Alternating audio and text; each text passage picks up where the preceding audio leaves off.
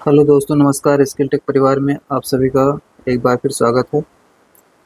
जो हम 10,000 प्रश्नों की श्रृंखला करवा रहे हैं, उसमें आज फिर एक नए वीडियो के साथ हम सभी लोग अध्ययन करेंगे। इसमें आप सभी को पहले से हमने बता रखा है कि पीआरटी में लगभग 88 प्रश्न समाधान के आते हैं।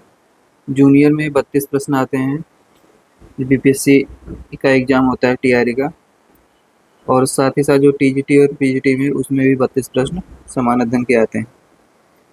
तो आइए आज के श्रृंखला स्टार्ट करते हैं, जिसमें बहुत बेहतरीन प्रश्नों का कलेक्शन यहाँ पर कराया जाएगा और लगभग आपको सभी को रिवीजन के साथ साथ प्रैक्टिस का भी इसमें समावेश किया गया है।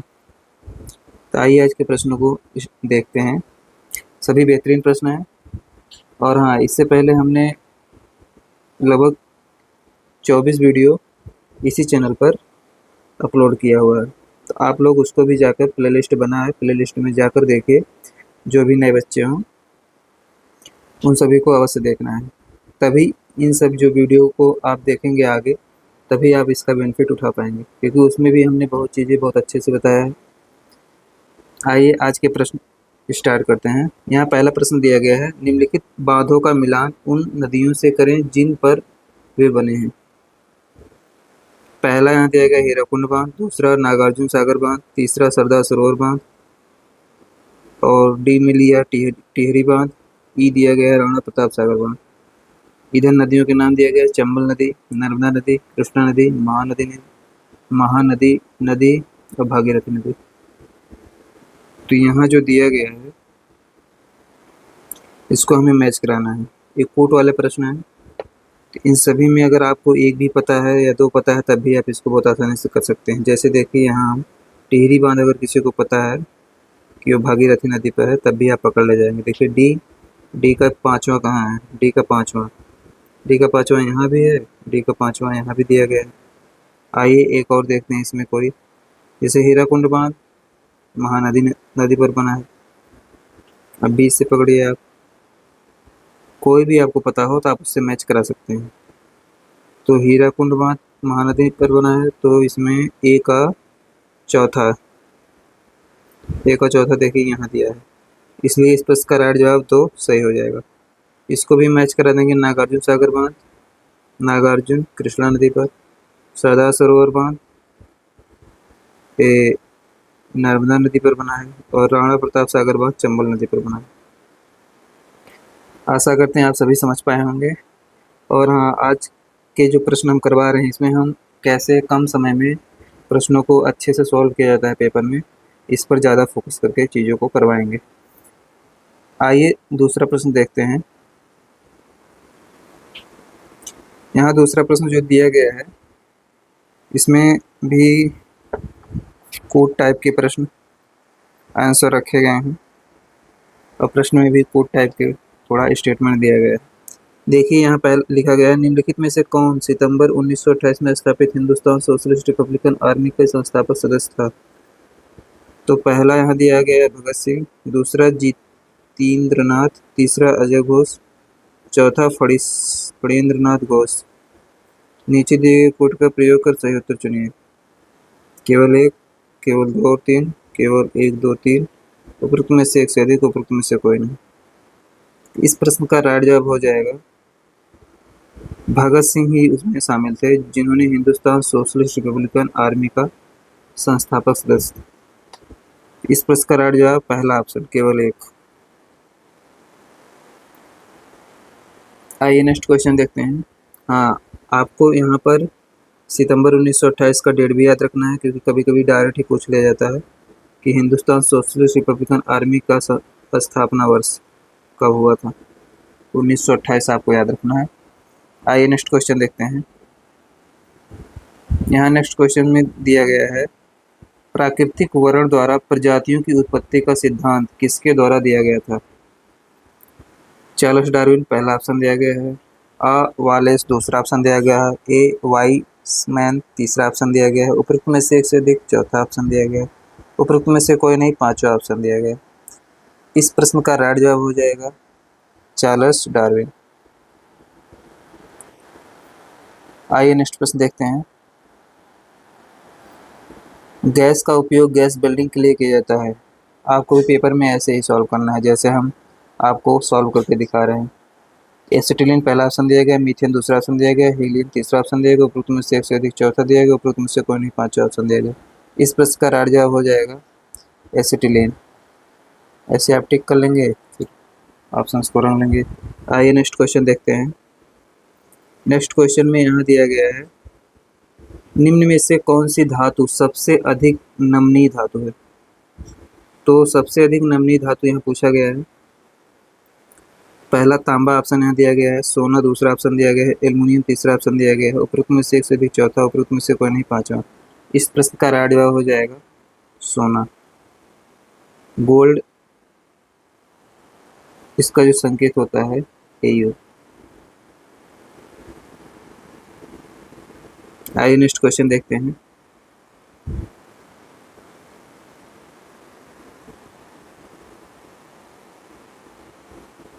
आंवला निम्न में से किसका एक प्रचुर स्रोत है।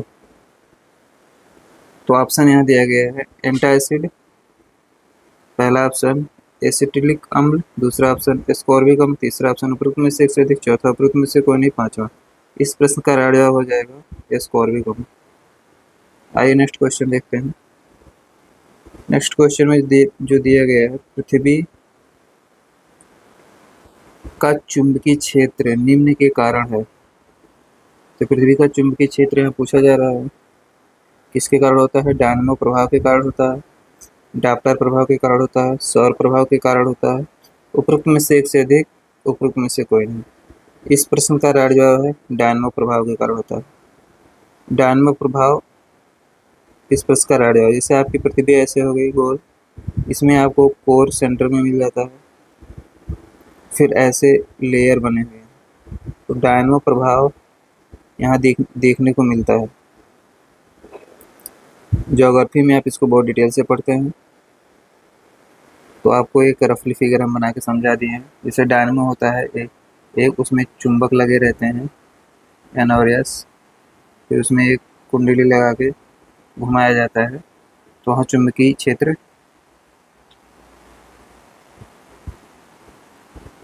उत्पन्न के कारण बिजली बनती है। ठीक उसी प्रकार इसमें चुंबकीय क्षेत्र पैदा होते हैं, क्योंकि यहाँ पृथ्वी के अंदर जो है लोहा है, मैग्नीशियम है, बहुत सी धातुएं पाई जाती हैं,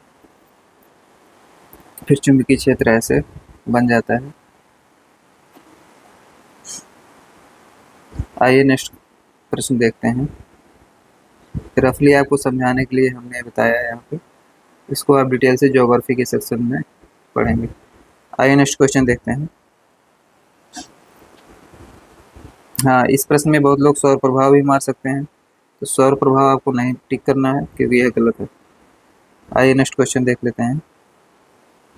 स्थानांतरित ऊष्मा ऊर्जा की SI मात्रा में व्यक्त की जाती है।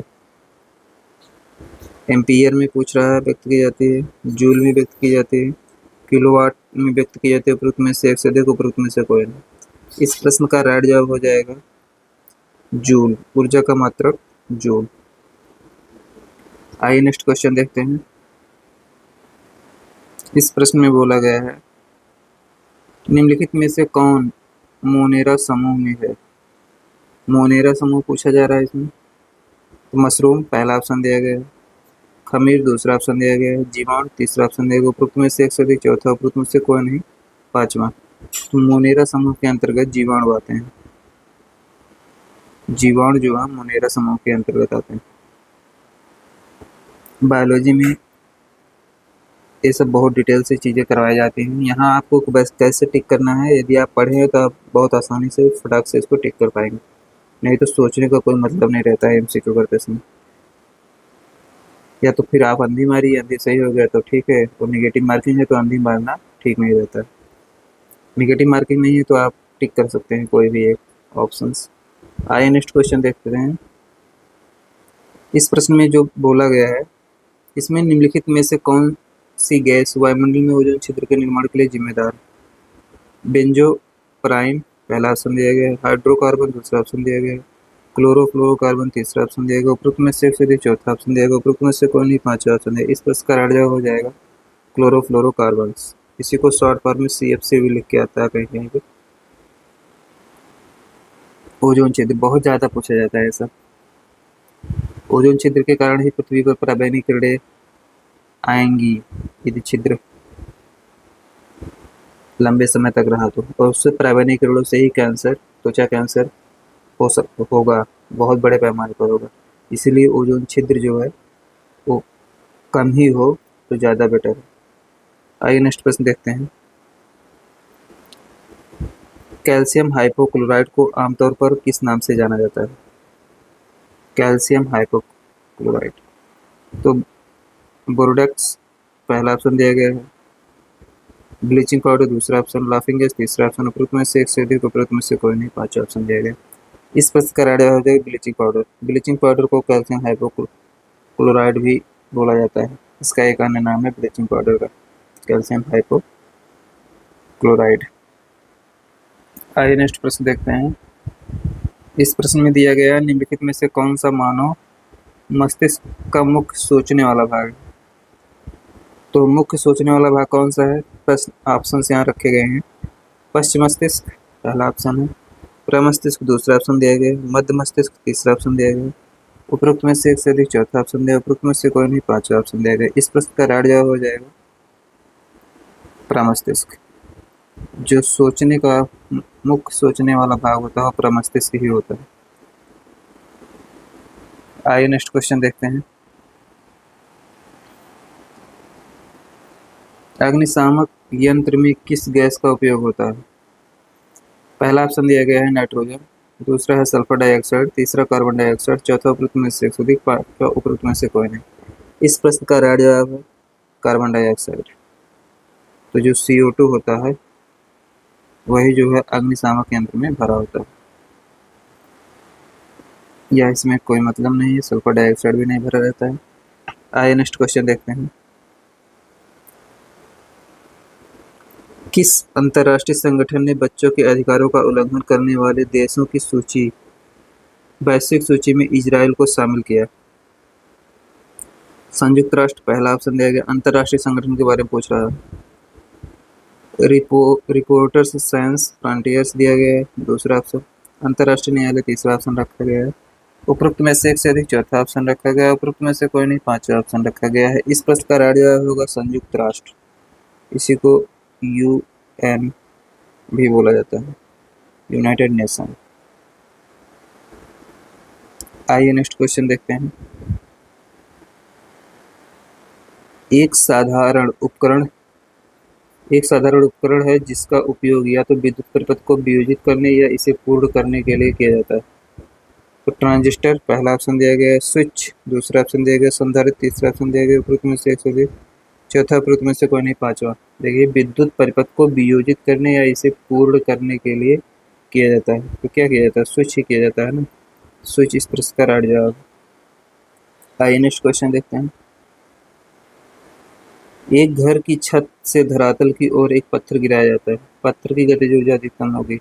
आप प्रश्न को पढ़ते समय यदि आपको आंसर दिमाग में क्लिक कर गया बिना ऑप्शंस देखे तब भी ठीक बात है, नहीं तो आप ऑप्शन पर विचार करेंगे, फिर हो सके तो ऑप्शन पढ़ते ही समय आपको आंसर मिल जाएगा। ऐसा करने से आपके जो प्रश्न है वो सॉल्व करते समय गलती नहीं होगी, ह्यूमन एरर बहुत कम होगा।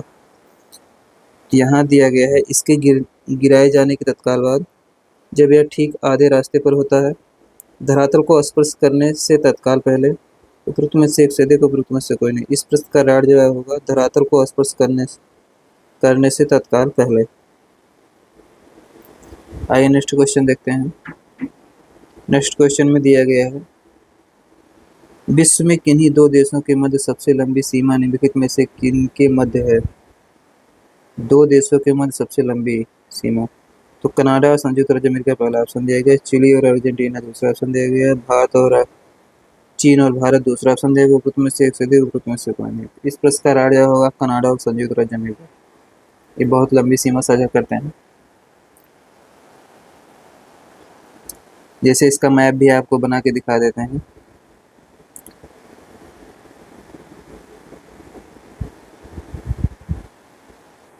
नॉर्थ अमेरिका और कनाडा की लोकेशन। तो यहाँ आपको ऐसे करना है,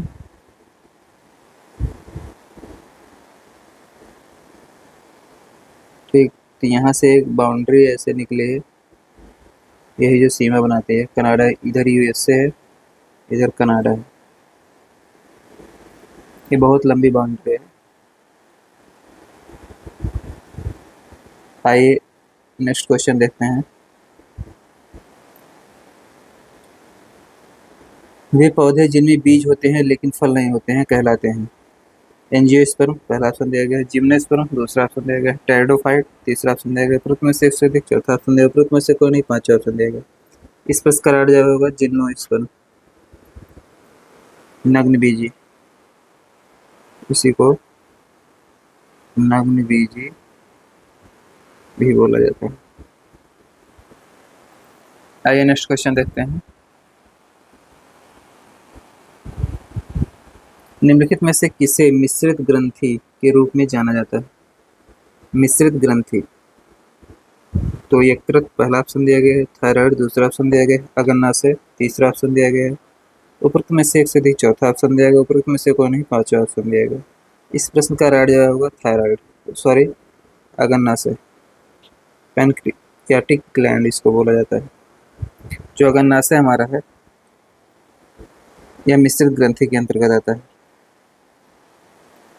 मिश्रित ग्रंथि। आइए नेक्स्ट क्वेश्चन देखते हैं। भगत सिंह, सुखदेव और राजगुरु को षड्यंत्र मामले में आरोपी बनाया गया था। अलीपुर बम पहला ऑप्शन दिया गया है, लाहौर दूसरा ऑप्शन दिया गया, मेरठ तीसरा ऑप्शन रखा गया है, उपरोक्त में से एक से अधिक चौथा ऑप्शन रखा, उपरोक्त में से कोई नहीं पांचवा ऑप्शन रखा गया। देखिए वैसे इसमें आपको कंफ्यूजन करने के लिए अलीपुर बम लिख दिया गया है, लेकिन सही ऑप्शन इस प्रश्न का राइट जवाब होगा लाहौर। राजगुरु को लाहौर षड्यंत्र मामले में आरोपी बनाया गया था। तो यहाँ आपको लाहौर फिल करके आप पढ़ेंगे तो आपको ये चीज़ें क्लियर हो जाएंगी। तो यहाँ नाम भी याद रखना है भगत सिंह, सुखदेव और राजगुरु का, क्योंकि ये तीन लोग शामिल थे उसमें। आइए नेक्स्ट क्वेश्चन देखते हैं। नेक्स्ट क्वेश्चन में यह भी कोट बना के प्रश्न और ऑप्शंस दिए गए हैं। इसको हम ध्यान से पहले पढ़ेंगे फिर ऑप्शंस को टिक करेंगे। आइए देखिए, इसमें लिखा गया निम्नलिखित में से कौन से कथन सही हैं? सही कथन हमें ढूंढना है। इसमें 4 स्टेटमेंट दिए गए हैं, नीचे दिए गए कोड का प्रयोग कर सही उत्तर चुनिए। तो पहला यहाँ दिया गया, तीसरा गोलमेज सम्मेलन नवंबर 1932 में लंदन में कांग्रेस की भागीदारी के बिना हुआ। दूसरा यहाँ स्टेटमेंट लिखा है, तीसरा गोलमेज सम्मेलन में हुई चर्चा के परिणाम स्वरूप भारत सरकार अधिनियम 1935 पारित हुआ। दूसरा, उसका तीसरा स्टेटमेंट यहाँ दिया गया है, भारत सरकार अधिनियम 1935 में प्रांतीय स्वायत्तता के विचार का पक्ष नहीं लिया। ये गलत बात है। 1935 के शासन अधिनियम गवर्नर को किस प्रांत के शासन प्रशासन संभालने और चलाने की कोई शक्ति नहीं दी गई थी। किसी प्रांत को प्रशासन चलाने की शक्ति नहीं दी गई, यह भी गलत बात है, दी गई थी उसमें। इस प्रश्न का राइट जवाब है, इसमें देखिए तीसरे गोलमेज सम्मेलन 1932 लंदन कांग्रेस भाग नहीं लिया था, ठीक बात है, कांग्रेस ने दूसरे में भाग लिया था। तीसरे गोलमेज सम्मेलन में हुई चर्चा के परिणामस्वरूप भारत सरकार अधिनियम 1935 पारित हुआ, यह भी ठीक बात है एकदम। इसलिए इस प्रश्न का राइट जवाब होगा 1 और 2। हमें सही उत्तर का चुनाव करना था। उत्तर चुनिए सही कथन।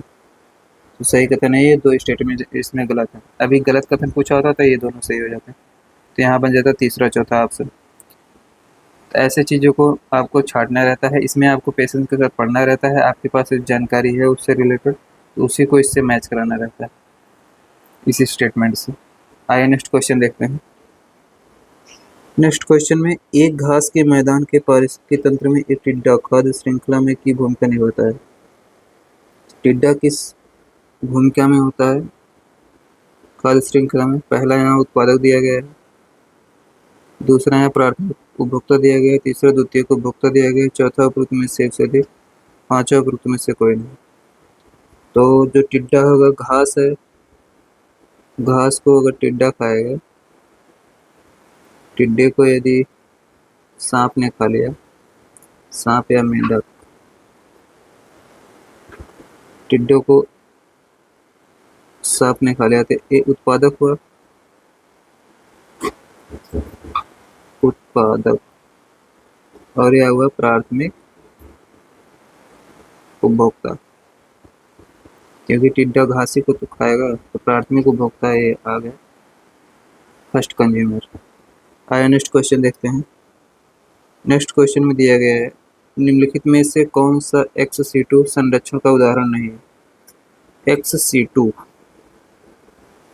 तो इन विट्रो निषेचन में पहला ऑप्शन दिया गया है, ऊतक संवर्धन प्रसार में दूसरा ऑप्शन रखा गया है, बायोस्फीयर रिजर्व तीसरा ऑप्शन रखा है, उपरोक्त में से एक से अधिक चौथा ऑप्शन रखा गया है, उपरोक्त में से कोई नहीं पांचवा ऑप्शन रखा गया। नहीं वाला पूछा है, इसे आपको गोल अंडरलाइन कर लेना है, नहीं तो गलत होने के चांस 90% रहते हैं अगर जल्दबाजी करेंगे। तो इसमें जो दिया गया है इन विट्रो निषेचन, ये ex-situ का उदाहरण है, ऊतक संवर्धन प्रसार यह भी ex-situ के अंतर्गत आता है। बायोस्फीयर रिजर्व जो है वो इन situ के अंतर्गत आता है, इन situ। तो आशा करते हैं आप सभी लोग समझ पाए होंगे। आइए नेक्स्ट क्वेश्चन देखते हैं। नेक्स्ट क्वेश्चन में दिया गया है, 1947 में भारत द्वारा विस्फोटित प्रथम परमाणु बम का नाम क्या था। तो 1974 का डेट आपको याद रखना है। अब प्रथम परमाणु बम जो है उसका परीक्षण किया गया था, तो उसमें एक किस नाम से उसको चलाया गया था वही पूछा जा रहा है इसमें। तो ऑपरेशन शक्ति पहला ऑप्शन दिया गया है, मुस्कुराते हुए बुद्धा दूसरा ऑप्शन दिया गया है, पोखरण द्वितीय तीसरा ऑप्शन रखा गया है, उपरोक्त में से एक से अधिक चौथा, उपरोक्त में से कोई नहीं पांचवा। इस प्रश्न का राड जो है मुस्कुराते हुए बुद्धा, स्माइलिंग बुद्धा कहीं के लिख के आता है, यहाँ उसका हिंदीकरण कर दिया गया है, स्माइलिंग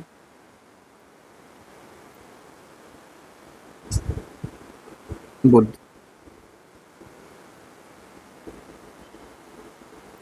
आइए नेक्स्ट क्वेश्चन देखते हैं। हाँ, सन भी आपको याद रखना है, कभी कभी सन भी पूछ लिया जाता है, किस सन में स्माइलिंग बुद्धा के द्वारा पहला परमाणु बम परीक्षण किया गया था। तो राजस्थान के पोखरण, यह भी आपको लोकेशन भी याद रखना है, राजस्थान का पोखरण।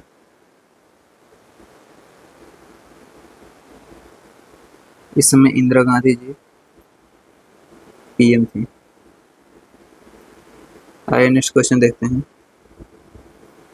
नेक्स्ट क्वेश्चन में दिया गया है, ब्रिटिश भारत में पहली महिला स्वतंत्रता सेनानी कौन थी। ब्रिटिश भारत में पहली महिला स्वतंत्रता सेनानी कौन थी। तो विजय लक्ष्मी पंडित पहला ऑप्शन दिया गया, कमला देवी चट्टोपाध्याय दूसरा ऑप्शन दिया गया है, बेगम हजरत महल तीसरा ऑप्शन दिया गया, उपरोक्त में से एक से अधिक चौथा ऑप्शन दिया गया, उपरोक्त में से कोई नहीं पांचवा ऑप्शन दिया गया। इस प्रश्न का राइट जवाब है बेगम हजरत महल। ये पहली महिला स्वतंत्रता सेनानी थी जिन्होंने लखनऊ में नेतृत्व किया था। आइए नेक्स्ट क्वेश्चन देखते हैं। 1925 में भारतीय कम्युनिस्ट पार्टी की स्थापना किस स्थान पर हुई थी।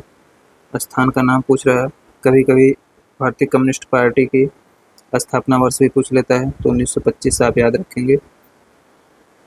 तो कलकत्ता पहला ऑप्शन दिया गया है, कानपुर दूसरा ऑप्शन दिएगा, वारंगल तीसरा ऑप्शन दिएगा, उपरोक्त में से एक से अधिक चौथा ऑप्शन दिएगा, उपरोक्त में से कोई नहीं पांचवा ऑप्शन दिएगा। इस प्रश्न का राइट जवाब है कानपुर। कानपुर में भारतीय कम्युनिस्ट पार्टी की स्थापना हुई थी और इस पार्टी की स्थापना रूस की जो बोल्शेविक क्रांति थी उससे संबंधित है, रूसी क्रांति। तो इससे प्रेरित लोगों ने ही इस पार्टी को स्थापित किया था। आइए नेक्स्ट क्वेश्चन देखते हैं। निम्नलिखित देशों पर विचार कीजिए।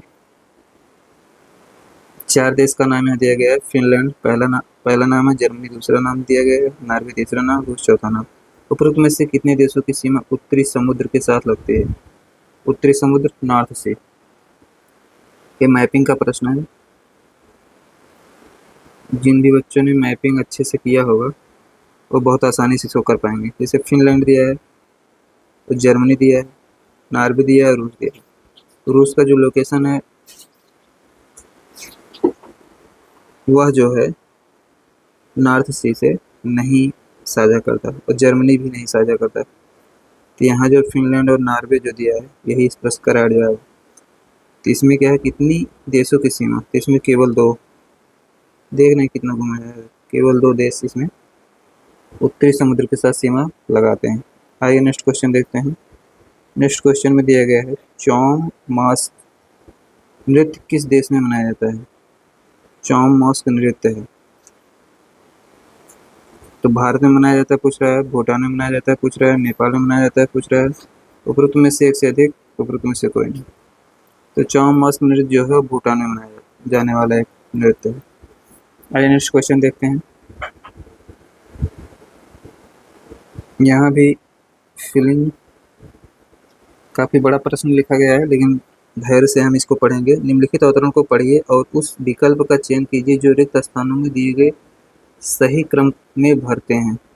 भारत में फसलों की विविधता के बावजूद फसलों के दो बड़े स्वरूपों की पहचान की गई है। जो फसलें नवंबर के मध्य में बोई जाती हैं और अप्रैल मई में काटी जाती हैं वे कहलाते हैं। इन फसलों के दो उदाहरण हैं।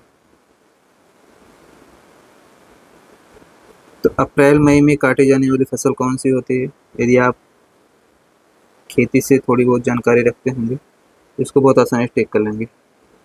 जो फसलें नवंबर के मध्य में बोई जाती हैं, तो क्या गेहूँ बोया जाता है? ठीक बात है। गेहूँ के साथ सरसों भी बोया जाता है, उसी को रबी की फसल बोला जाता है। पहला ऑप्शन मिल गया। देखिए इसमें क्या दिया, खरीफ, गेहूँ, चावल, धान। तो गेहूँ और चावल एक साथ आ ही नहीं सकते, वैसे ही गलत हो गया। रबी, धान, सरसों, तो धान रबी में आएगा ही नहीं और सरसों भी इसके साथ नहीं आएगा, तो ये भी गलत हो गया, ये भी गलत हो गया। उपरोक्त में से एक से अधिक होगा ही नहीं, जो दो गलत हो गए, यह भी ऑप्शन एलिमिनेट हो गया। यही प्रश्न, पहला ऑप्शन इस प्रश्न का राइट जवाब है। ऐसे आप एलिमिनेट करके मार सकते हैं। लिखा तो बहुत बड़ा है लेकिन इस प्रश्न में कोई विशेष चीज़ें नहीं है। यदि आप थोड़ी बहुत भी इसमें कॉमन सेंस रखते होंगे तो बहुत आसानी से इसको कर पाएंगे। आइए नेक्स्ट क्वेश्चन देखते हैं।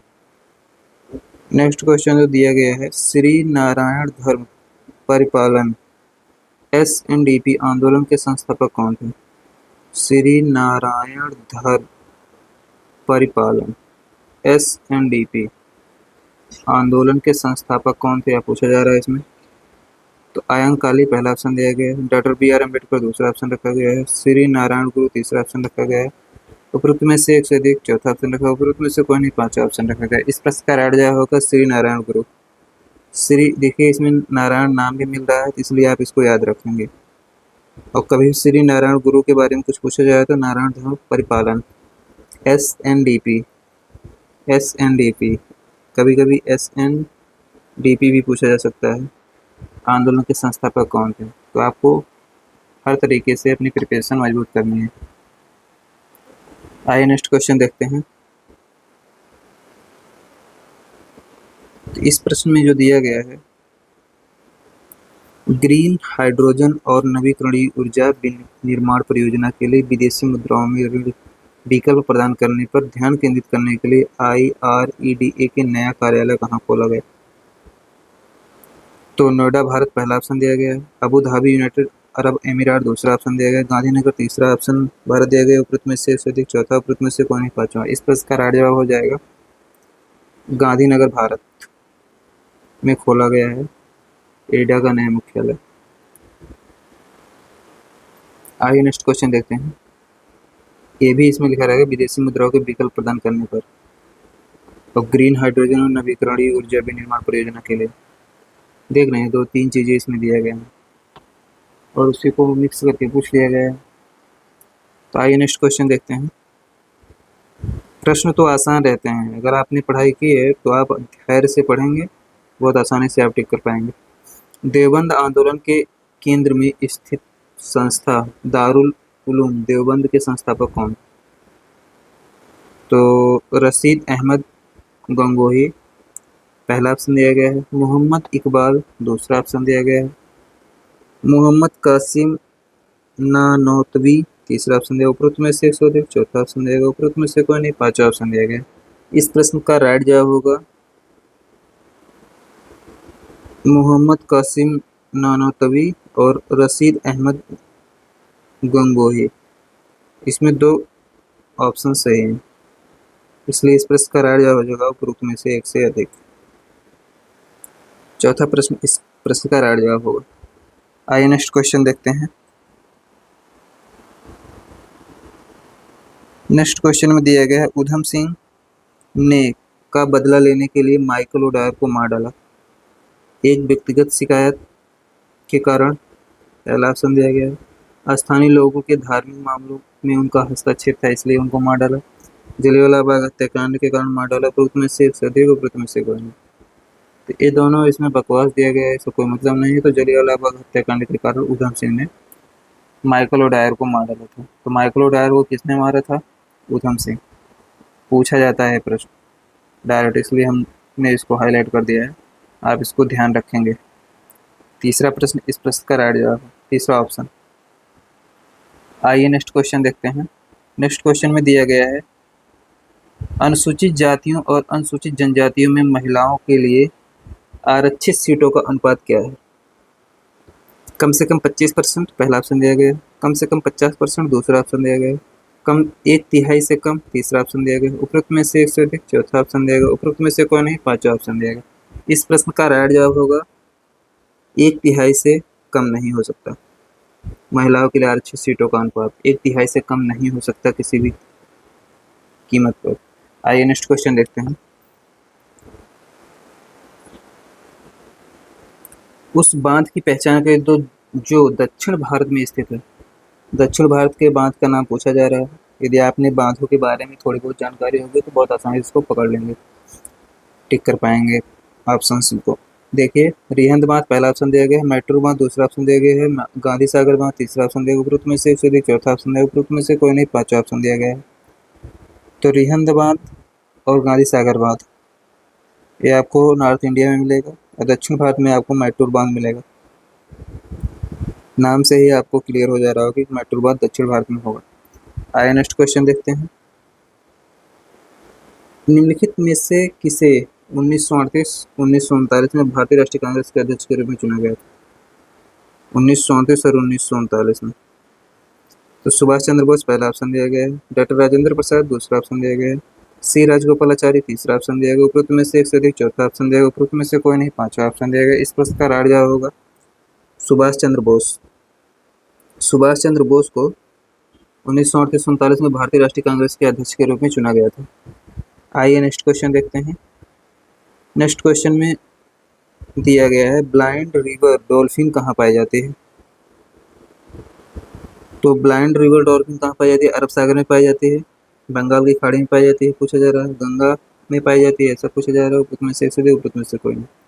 तो ब्लाइंड रिवर डॉल्फिन जो है वो गंगा नदी में ही पाई जाती है और कहीं नहीं पाई जाती। इस प्रश्न का राइट जवाब ऑप्शन 3 इज करेक्ट। आइए नेक्स्ट क्वेश्चन देखते हैं।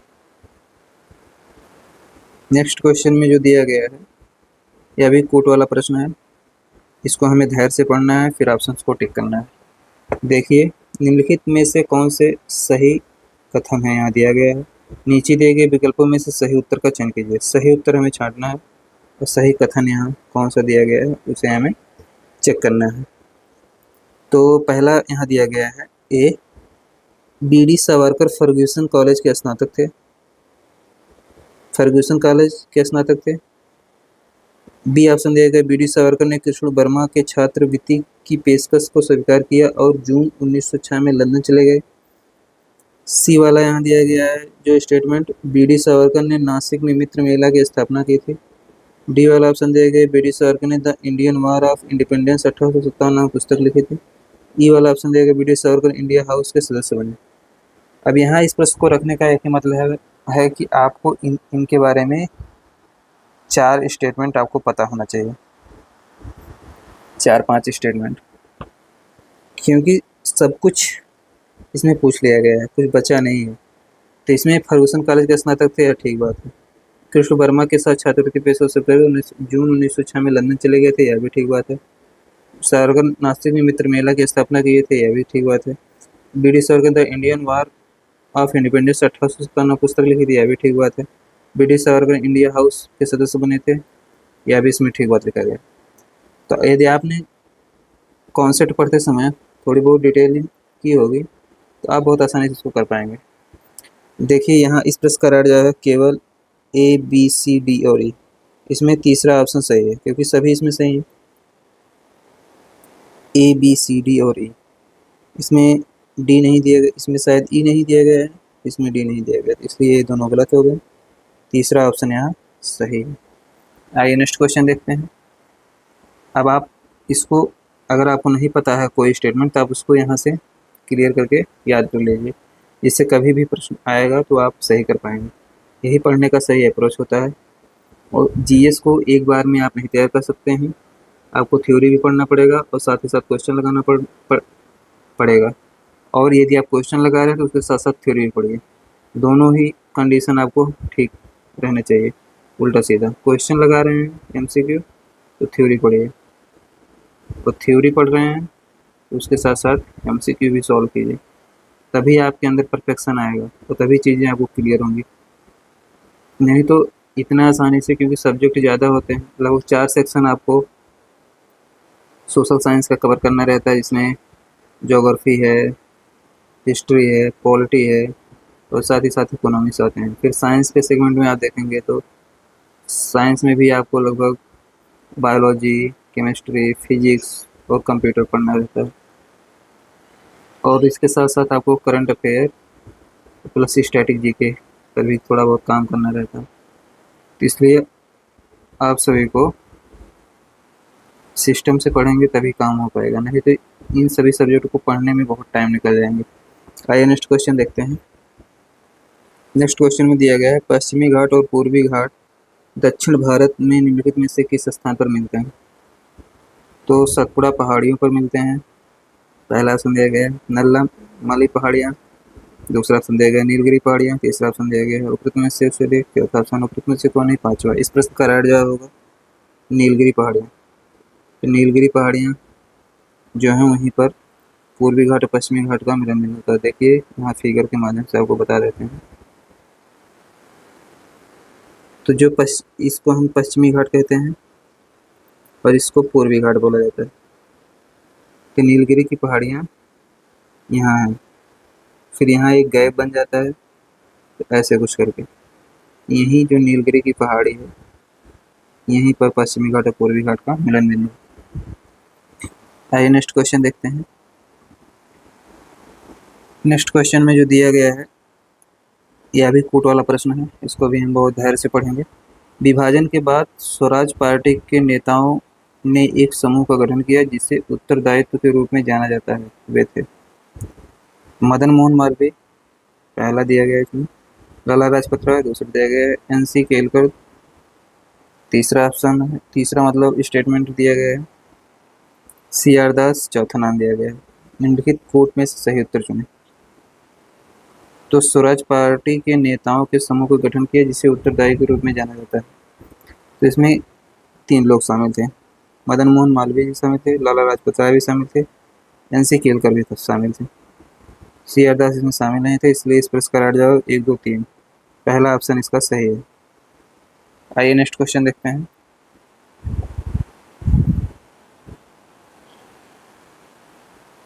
नेक्स्ट क्वेश्चन में जो दिया गया है, किसने कहा था कि राजनीतिक स्वतंत्रता राष्ट्र की प्राण वायु है? अब देखिए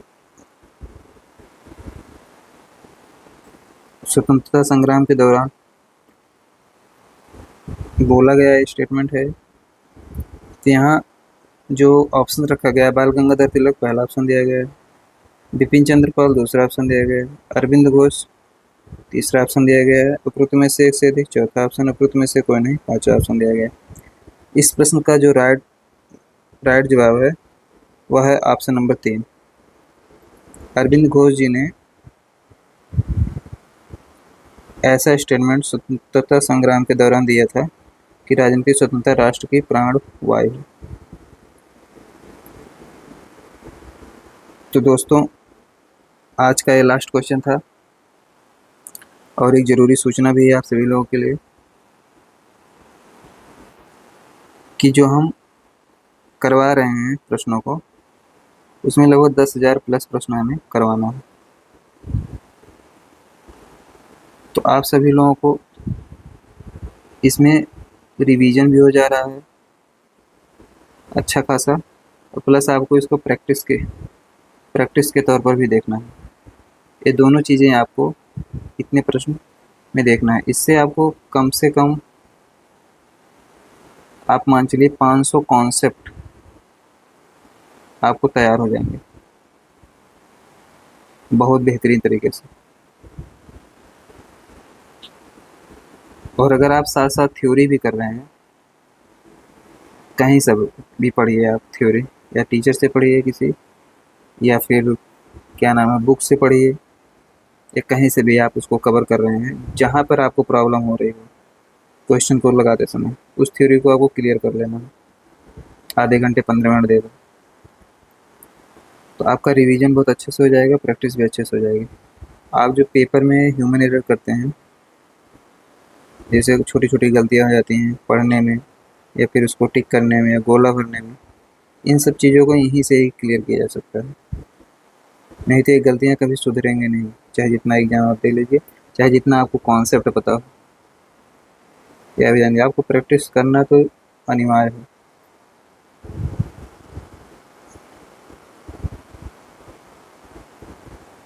ये सीरीज चल रहा है, और जितने भी नए बच्चे हैं उन लोगों के लिए भी सूचना है, जितने भी नए लोग जुड़ रहे हैं वो पहले की जो वीडियो हैं उसको अवश्य आप देखिए।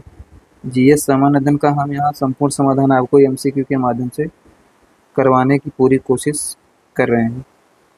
लगभग 10,000 प्रश्न बहुत होते हैं, इतना कर लेंगे तो बहुत परफेक्शन आएगा। और साथ ही साथ जिन लोगों को मैथ्स की क्लासेज करनी हो,